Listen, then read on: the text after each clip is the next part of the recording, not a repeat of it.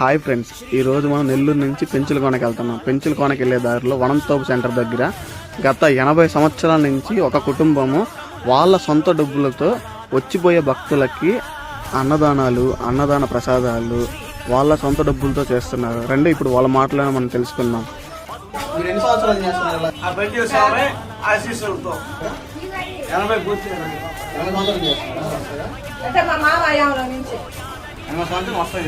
ప్రతి తిరణాలకి మీరు జయంతి రోజు, కళ్యాణం రోజు వస్తగా మొత్తం రోజులు మజ్జిగ పొంగలి, పెరుగన్నము, పులిహారము, సాంబారు, ఊరగాయలు మొత్తం మా శక్తి ఉన్న కాడికి భగవంతుడి దయ వల్ల మేమే చేసుకుంటున్నాం. ఎవరన్నా బుద్ధి పుట్టి ఇదిగమ్మా అని అంటే తీసి చేసుకుంటున్నాం. చేస్తాం అన్నమాట, తీసుకొని చేస్తాం. కానీ మీరే మొత్తం ఓనర్